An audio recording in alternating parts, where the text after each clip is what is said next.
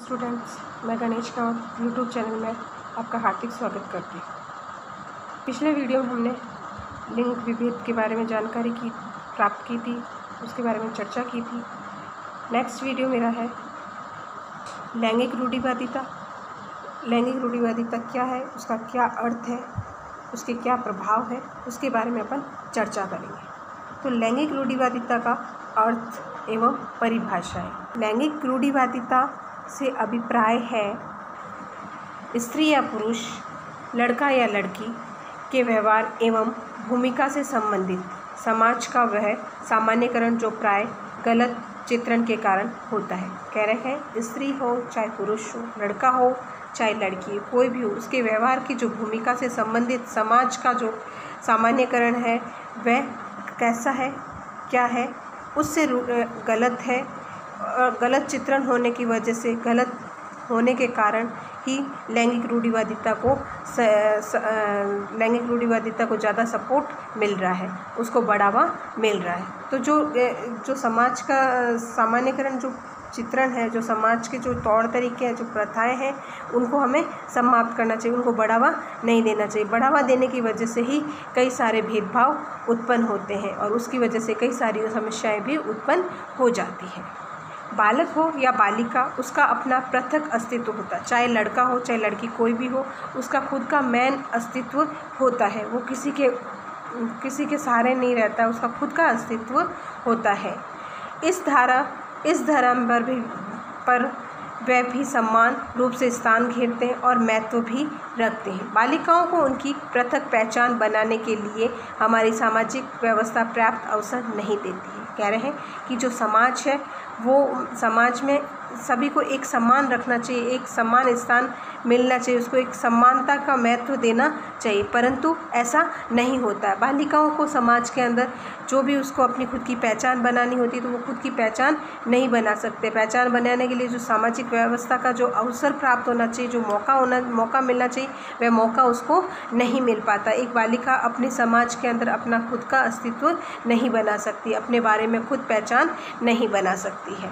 इसी कारण से एक पिंजरे के अंदर पक्षी किस प्रकार से बंद रहता है और वो कैसे छटपटाता रहता है, उसी तरह एक बालिका की ज़िंदगी भी एक पक्षी के समान ही मानी गई। उसको भी एक बंद पिंजरे के समान, एक बंद घर के अंदर रखाया जाता और घर की चार दीवारी के अंदर वह छटपटाती रहती है। इस वजह से एक लड़की की, एक बालिका की बहुत सी उम्मीदें होती, आकांक्षाएं होती, वो आकांक्षाएं अंदर ही अंदर दम तोड़ लेती, वो वहीं पे समाप्त हो जाती है। और समाप्त होने का कारण समाज में उसको बढ़ावा नहीं मिलना, भेदभाव के कारण ये सारी चीज़ें हो जाती है।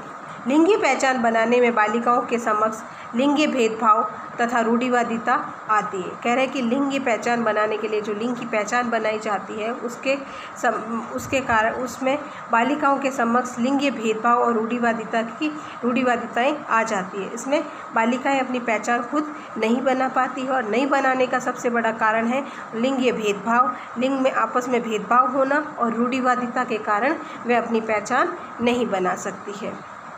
लिंगी भेदभाव दो प्रकार से होते हैं, जन्म से पूर्व और जन्म के पश्चात। जन्म से पूर्व लिंग की जांच, लड़का उत्पन्न करने का दबाव, बालिका की भ्रूण हत्या, और जन्म के पश्चात घर और बाहर। घर के अंदर कन्या के जन्म के पश्चात नीरस वातावरण होना, जो कन्या का जन्म होता है उस समय जो वातावरण होता है वो एकदम नीरस हो जाता है, उदासीन वाला हो जाता है। और घर के बाहर अभद्र व्यवहार, शील भंग, उसके साथ बालिका के साथ जो व्यवहार किया जाता है वो अभद्र किया जाता है। घर में कन्या जन्म पर उत्सव आदि का आयोजन न होना, जब कन्या का जन्म हो जाता है तो किसी प्रकार का कोई भी उत्सव नहीं होता है। और बाहर असुरक्षित वातावरण होता है, उसके लिए जो बाहर का जो वातावरण है वह कैसा है, असुरक्षित है, वह अकेली बाहर नहीं जा सकती, उसके साथ कई प्रकार की समस्याएं उत्पन्न हो सकती, इसीलिए उसके लिए बाहर का जो वातावरण है वह असुरक्षित है। कन्या का जन्म होने के बाद उसके पालन पोषण तथा माँ के खान पान पर समुचित ध्यान न देना। कह रहे हैं कि अगर कन्या का जन्म हो जाता है तो कन्या के खान पान के ऊपर भी पूर्ण रूप से ध्यान नहीं दिया जाता और माँ के खान पान पर भी ध्यान नहीं दिया जाता है। नेक्स्ट, कार्यस्थल पर शारीरिक शोषण होना। कार्यस्थल पर जहाँ भी बालिका लड़की जो कार्य करती है उस कार्य कार्य करने की जगह के ऊपर उसका शारीरिक रूप से शोषण भी होता है, उसको ही पूर्ण रूप से हर एक कार्य करने का दबाव दिया जाता है। बालिकाओं की शिक्षा में भेदभाव। कार्यस्थल पर आज महिलाओं को आकर्षक उत्पाद की भांति प्रस्तुत करते हैं, जैसे एयरलाइंस क्षेत्र में विकसित करने, संतान उत्पन्न करने तथा मनोरंजन आदि क्षेत्रों में स्त्रियों को इस प्रकार से प्रस्तुत करना कि अन्य स्त्रियों में वैसा बनने की होड़ में मानसिक तनाव और कुंठा व्याप्त हो जाती है। कह रहे हैं कि कार्यस्थल के ऊपर भी महिलाओं के अंदर कई प्रकार से आकर्षक उत्पाद किए जाते हैं, जैसे कि एयरलाइंस क्षेत्र में उसको आगे बढ़ने का मौका मिलना, संतान उत्पन्न करने और मनोरंजन आदि क्षेत्रों में भी स्त्रियों को इस प्रकार प्रस्तुत, ऐसी स्थिति में उसको प्रस्तुत किया जाता है कि स्त्रियों में वैसा बनने की ही होड़ मच जाती कि एक स्त्री को देखकर दूसरी स्त्री के अंदर भी होड़ हो जाती है कि मुझे भी इसकी तरह ही कार्य करना, और इसकी वजह से मानसिक तनाव और कुंठा व्याप्त हो जाती है। मानसिक रूप से जो तनाव होता है वो उत्पन्न हो जाता है। बालिकाओं का आर्थिक अधिकार न मिल पाना पितृसत्तात्मक व्यवस्था के कारण। पिता की सत्ता की व्यवस्था के कारण बालिकाओं का जो आर्थिक अधिकार है वो भी पूर्ण रूप से उनको नहीं मिल पाता है। नेक्स्ट पॉइंट है अपना लैंगिक रूढ़िवादिता का प्रभाव। लैंगिक रूढ़िवादिता का क्या प्रभाव है? लैंगिक रूढ़िवादिता परंपरागत रूप से प्रभुत्ववादी संस्कृति में सर्वाधिक प्रतिनिधित्वपूर्ण होती है। पुरुषों एवं महिलाओं की रूढ़िवादिता भिन्न भिन्न प्रकार से प्रभावित करती है। जो पुरुषों और महिलाओं की जो रूढ़िवादिता है वो एक समान से प्रभावित नहीं होती, वो अलग अलग प्रकार से प्रभावित होती है। और लैंगिक रूढ़िवादिता है जो अपनी परंपरा के कारण वे अपनी संस्कृति में अपने समाज के अंदर पूर्ण रूप से बंधी हुई है। तो पहला पॉइंट है मनोवैज्ञानिक तथा संवेगात्मक तनाव। मनोवैज्ञानिक रूढ़िवादिता के कारण मनोवैज्ञानिक तनाव और संवेगात्मक तनाव भी उत्पन्न हो जाता है। लैंगिक रूढ़िवादिता पुरुषों एवं महिलाओं में कई प्रकार से प्रभावित करती है। दोनों को सदैव परंपरागत रूढ़िवादिता के अनुरूप कार्य करने के आधार पर परखा जाता है। कह रहे हैं कि स्त्री और पुरुष दोनों को जो भी उसकी परंपरा है, परंपरा के अनुसार जो रूढ़िवादिताओं के नियम कानून है उनके अनुसार उनको जो कार्य किया जाता है, कार्य करने का जो आधार होता है उसी के द्वारा उनकी जांच परख की जाती है। तो कार्य के अनुसार ही उनकी जांच परख की जाती है। पुरुषों को सदैव पुरुषत्व के मानकों को पूरा करने एवं उनका पालन करने की अपेक्षा की जाती है। जो भी पुरुषों का कर्तव्य होता है उसके अनुसार उसको पूरा करने का, पालन करने की अपेक्षा भी की जाती है कि जो पुरुषों का कर्तव्य है वो पुरुष उस चीज़ को पूरा करे। तो उससे ये पालना भी की जाती है, उम्मीद की जाती है, उससे अपेक्षा की जाती है कि वह अपने कार्य को पूर्ण रूप से पूरा कर पाएंगे। किंतु जब वे अपने इन मानकों को पूर्ण नहीं कर पाते हैं तो प्राय वे निम्न आत्ममूल्यों से पीड़ित हो जाते हैं। यहाँ तक कि पुरुषत्व को मानव सफलतापूर्वक पूरा न कर पाने के कारण कभी कभी मानसिक एवं भावात्मक रूप से पीड़ित भी हो जाते हैं। और जो काम उनको पुरुषों को जो दिया जाता है वो उनके प्रति वे पूर्ण रूप से नहीं हो पाता है, तो जब वह कार्य पूरा नहीं होगा तो वह अपने मानसिक रूप से और भावात्मक मन की भावनाओं से भी क्या हो जाते, पीड़ित हो जाते हैं। अंदर अंदर सोचकर उनके अंदर एक से बढ़कर समस्याएं उत्पन्न होने लग जाती कि मैं पुरुष होने के बावजूद भी जो मेरा कर्तव्य था उस कर्तव्य को मैं पूरा नहीं कर पाया, तो उसकी वजह से उसके मानसिक तनाव उभरने लगता है और मन की भावनाओं को भी ठेस पहुँचती है। दूसरी तरफ सभी महिलाओं से विवाह के उपरांत सदैव बच्चों के जन्म की आशा की जाती। कह रहे हैं कि दूसरी तरफ देखें तो जब महिला की शादी हो जाती है, महिलाओं का विवाह हो जाता है तो विवाह के बाद उससे उम्मीद की जाती है कि वो भी एक बच्चे को जन्म दे, उससे आशा की जाती है। लेकिन इसके लिए सदैव उन पर दबाव डाला जाता है और उसके लिए शादी होने के बाद बच्चा पैदा करने के लिए उनके ऊपर, महिलाओं के ऊपर पूर्ण रूप से दबाव डाला जाता है, हमेशा उनके ऊपर दबाव दिया जाता है। ऐसे में यदि महिलाएं अपने कैरियर को अधिक महत्व देती है तो दूसरे के द्वारा उनकी आलोचना की जाती है। और अगर उनको दबाव डालने के बावजूद भी अगर महिला अपने कैरियर के ऊपर पूर्ण रूप से ध्यान देती है, उसको ज़्यादा महत्व, उसको कैरियर को अपना महत्व अधिक देती है, तो उसके बारे में हर आसपास की जो महिलाएं होती है, आसपास की हो चाहे परिवार की कोई भी महिलाएं हो, वो महिलाएं उस महिला के बारे में उसकी आलोचना करने लगती, उसकी बुराइयां करने लग जाती है, जिससे महिलाएं मनोवैज्ञानिक व संवेदनात्मक तनाव का शिकार हो जाती है। और उसी कारण से महिलाएं क्या हो जाती, मनोवैज्ञानिक मन का और संवेदनात्मक यानी उसकी जो स्विंग है उसके कारण तनाव रहने लगता है और तनाव के कारण वह उसका शिकार बन जाती है। नेक्स्ट है उपलब्धि पर प्रभाव। नेक्स्ट पॉइंट है हमारा उपलब्धि पर प्रभाव। महिलाओं और पुरुषों के अंदर जो उपलब्धियां भी है वह लैंगिक रूढ़िवादिता को प्रभावित होती है। किसको, जो भी उनके अंदर उपलब्धियां हैं वो किसको प्रभावित करती है? लैंगिक रूढ़िवादिता को प्रभावित करती है। और लैंगिक रूढ़िवादिता एक अंतर्निहित भय उत्पन्न कर देती है। और उनके अंदर जो लैंगिक रूढ़िवादिता है वो कोई भी कार्य अगर महिला और पुरुष करते हैं तो उनके अंदर वो नहीं करने का एक डर उत्पन्न हो जाता है, उनके अंदर भय उत्पन्न कर देती है। और विभिन्न शोध अध्ययनों में पाया गया है कि रूढ़िवादी धमकी नकारात्मक रूप से भय उत्पन्न कर उपलब्धियों को प्रभावित करती है। अगर रूढ़िवादिता का जो डर बैठ जाता है तो उसके कारण से जो भी उनके लक्ष्य होते हैं उस लक्ष्य को वे आसानी से प्राप्त नहीं कर सकते, वे अपनी मंजिल तक पहुंच नहीं सकते। क्यों नहीं पहुंच सकते? क्योंकि उनके अंदर एक रूढ़िवादिता का जो डर है वो डर बैठ जाता है, वे आगे नहीं बढ़ पाते हैं। नेक्स्ट पॉइंट है निम्न वैवाहिक संतुष्टि। निम्न वैवाहिक संतुष्टि कैसे?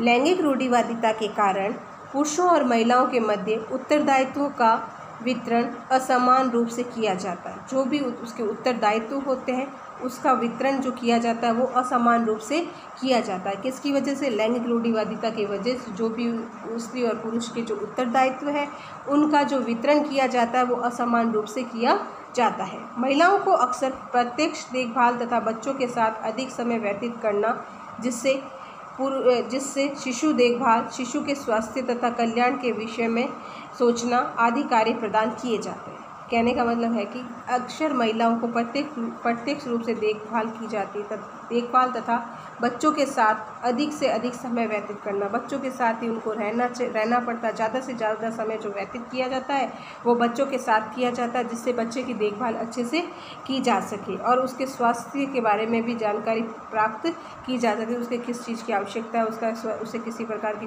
कोई आवश्यकता तो नहीं, उसे वो किस बीमार तो नहीं हो गया, उसको सर्दी जुकाम तो नहीं हो गया, तो उसके कारण से उसके स्वास्थ्य की पूर्ण रूप से देखरेख की जाती है। और ये सब सोचने के लिए, कार्य करने के लिए उसको यह कार्य करने की अनुमति भी दी जाती है। गृहस्थ कार्य में बाल संरक्षण आधारित यह असमान वितरण निम्न वैवाहिक संतुष्टि का कारण बनता है। और इसी कारण से वे अपने जो घर के कार्य हैं, अपने बच्चों की जो संरक्षण, उनकी रक्षा करता है और आधारित ये असमान वितरण निम्न और ये असमान जो कार्य है इनके कारण से वैवाहिक संतुष्टि का कारण बन जाता है। नेक्स्ट आ गया युगल एवं परिवार की अंतक्रिया प्रभावित। लैंगिक रूढ़िवादिता के युगल एवं पारिवारिक अंतक्रिया को भी प्रभावित करती है। उदाहरण के लिए एक ग्रस्त कार्य का विभाजन लिंग आधारित होता है। एक जो ग्रस्त परिवार है उस ग्रस्त कार्य जो है उसका जो विभाजन हो जाता है, उसको अलग अलग भागों में जो बांट दिया जाता है, तो बांटने का कारण किसके ऊपर आधारित है? लिंग के ऊपर आधारित है। पुरुष सदैव घर से बाहर जाकर परिवार के लिए रोजी रोटी का कमाने के लिए कार्य करता है। पुरुष क्या करता है? हमेशा घर से बाहर जाता है, घर से बाहर जाकर के जो भी कार्य होता है वो कार्य करता है। अपना पेट पालने के लिए, वह रोजी रोटी कमाने के लिए वह घर से बाहर जाकर के कुछ न कुछ नया कार्य करता है।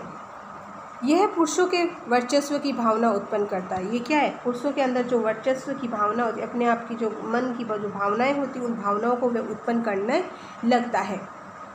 वह महिलाओं को अधीनस्थ के रूप में समझता है। वह सोचता है कि पुरुष सोचता है कि महिला मेरे अधीन है, अधीनस्थ है, वह मेरे बिना कोई कार्य नहीं कर सकती, बस मेरे अधीन ही रहती है। वह मेरे कहने पर ही, पुरुष के कहने पर ही जो कार्य होते हैं वह कार्य पूरा करती है। वो और किसी के अधीन नहीं, वह पुरुष के अधीन रहकर अपने काम को पूरा करती है।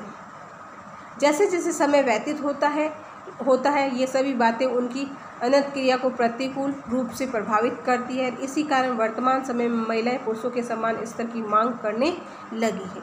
तो जब पुरुषों ने महिलाओं को अपने अधीनस्थ माना है कि महिलाएं जो है वो मेरे अधीन है, मेरे अधीन रह करके ही अपने कार्य पूरा कर सकती है, तो इस समस्या से निकलने के लिए, इससे अपना पीछा छुटाने के लिए आज वर्तमान समय में भी महिलाएं पुरुषों के समान जो उनका स्तर है, उनका जो क्या कहते हैं, जो उनके जो अधिकार है, उन अधिकार की वह मांग कर रही है कि जो पुरुषों के समान जो पुरुषों के अधिकार है उन्हीं के समान मुझे भी अधिकार प्राप्त होना चाहिए। तो उस अधिकार की मांग आज भी महिलाएं पुरुषों से कर रही है। रूढ़िवादिता एवं लिंगीय पहचान। रूढ़िवादिता की और लिंग की पहचान किस प्रकार से की जाती है? पुत्री जन्म के उत्साह न होना। रूढ़िवादिता से तात्पर्य हमारे समाज की उन परंपराओं और मान्यताओं से है जो वर्षों से चली आ रही। रूढ़िवादिता का तात्पर्य है वो किससे है? हमारे जो समाज की जो परंपराएं हैं जो लंबे समय से कई वर्षों से चली आ रही है, उससे उसका अर्थ जुड़ा हुआ, उसका तात्पर्य जुड़ा हुआ है, जिनके पीछे कोई भी वैज्ञानिक पुट नहीं है, परंतु उनका निर्वहन मात्र इसलिए किया जाता है कि वर्षों से चली आ रही है।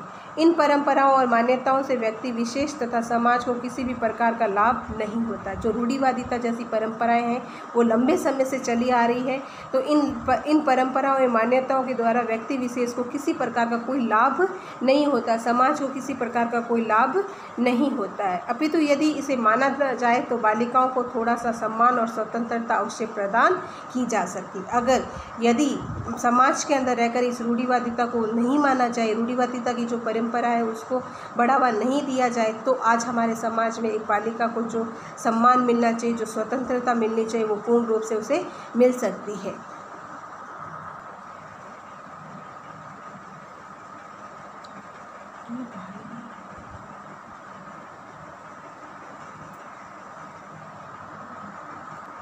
रूढ़िवादिता से तात्पर्य है हमारे समाज की उन परंपराओं और मान्यताओं से है जो वर्षों से चली आ रही है। कह रहे हैं कि रूढ़िवादिता से तात्पर्य है कि जो हमारी परंपराएं, समाज की जो परंपराएं हैं और जो मान्यताएं हैं वो लंबे समय से चली आ रही है, जिनके पीछे कोई वैज्ञानिक पुट नहीं, उनके पीछे कोई किसी प्रकार का कोई वैज्ञानिक कारण नहीं है, वैज्ञानिकता की वजह से ये नहीं हो रहा है, परंतु उनका निर्वहन मात्र इसलिए किया जाता है कि वर्षों से चली आ रही है। और उनका निर्वहन जो है, उनकी जो पालना जो हो रही उस परंपरा की, वो क्यों की जा उसकी पालना क्यों की जा रही? क्योंकि वो लंबे समय से चली आ रही है, इसीलिए उस परंपरा का पालन हो रहा है। इन परंपराओं या मान्यताओं में विशेष व्यक्ति विशेष तथा समाज को किसी प्रकार का लाभ नहीं है। कह रहे कि ये जो परंपरा है, ये जो मान्यताएं हैं, इससे किसी भी व्यक्ति विशेष को या समाज को कोई किसी प्रकार का लाभ उत्पन्न नहीं होता, इससे किसी को कोई लाभ नहीं है। अपितु यदि इसे माना जाए तो बालिकाओं में थोड़ा सा सम्मान और स्वतंत्रता अवश्य प्रदान की जा सकती। कह रहे हैं कि अगर इस बातों को माना जाए, इस रूढ़िवादिता परंपरा को समाप्त किया जाए, तो समाज के अंदर रहने वाली जो लड़कियां हैं, बालिकाएं हैं, उनको थोड़ा सा सम्मान भी मिल सकता है और वह स्वतंत्रता भी उनको प्रदान की जा सकती है। लिंगीय रूढ़िवादिता को समाप्ति के उपाय। लिंगीय रूढ़िवादिता को समाप्त करने के उपाय कौन कौन से हैं? तो पहला है लिंगीय भेदभाव को समानता एवं व्यापक रूढ़िवादिता को समाप्त करना सरल नहीं है। कह रहे हैं कि जो लोगों के बीच में, स्त्री और पुरुष के बीच में जो समानता और भेदभाव की जो पूर्ण रूप से व्यापक है, तो उसके कारण से जो रूढ़िवादिता है वो रूढ़िवादिता को समाप्त नहीं कर सकते हैं।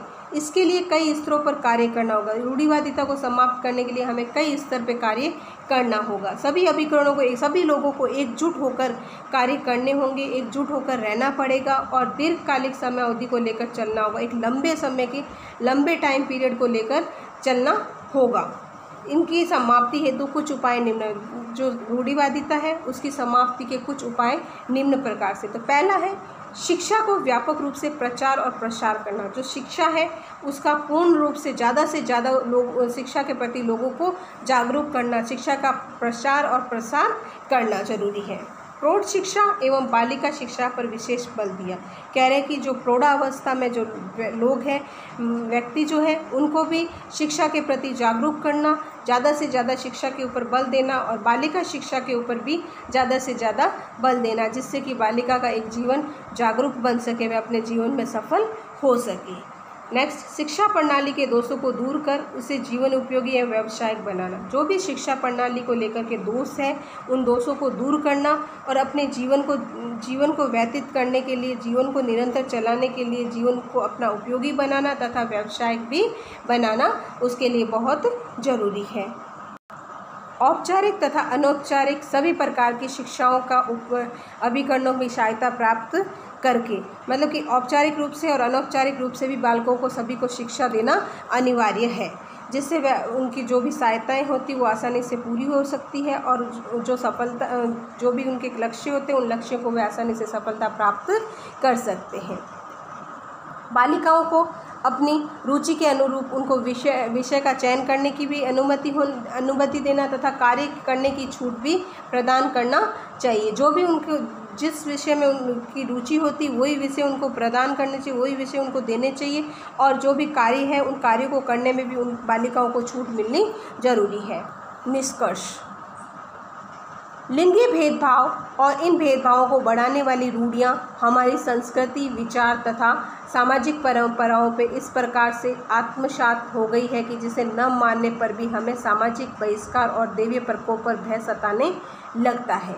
जो भी ये भेदभाव है, जो भेदभाव की भावनाएं हमारे अंदर उत्पन्न हुई हैं, तो उसकी वजह से हमारा समाज आज भी आगे नहीं बढ़ सकता है। तो समाज को आगे बढ़ावा देने के लिए, जागरूक बनाने के लिए जो रूढ़िवादिता की भावनाएं हमारे स्त्री और पुरुष के अंदर उत्पन्न है उसको समाप्त करना जरूरी है। उसके अंदर जो डर है उस डर को ख़त्म करना जरूरी है। पर कब तक हम इसी सोच के साथ पीढ़ी दर पीढ़ी इस दानव को हस्तांतरित करते रहेंगे। पर कह रहे हैं कि ये जो रूढ़िवादिता की जो परंपराएं हैं, हम कब तक इस चीज़ को एक पीढ़ी से दूसरी पीढ़ी, दूसरी पीढ़ी से तीसरी पीढ़ी तक हम हस्तांतरित करते रहेंगे, क्योंकि ये समस्या सुरक्षा राक्षसी के मुख की भांति विकराल रूप धारण कर चुकी है। कह रहा कि एक राक्षस के समान एक बहुत ही बड़ा विकराल रूप, एक भयानक रूप अपना धारण कर चुका है। जो भेदभाव की रूढ़िवादिता के प्रति जो भेदभाव की भावनाएं उत्पन्न है वो एक राक्षस के समान विकराल रूप लिए हुए खड़ी है और वो हमारे लिए सही नहीं है।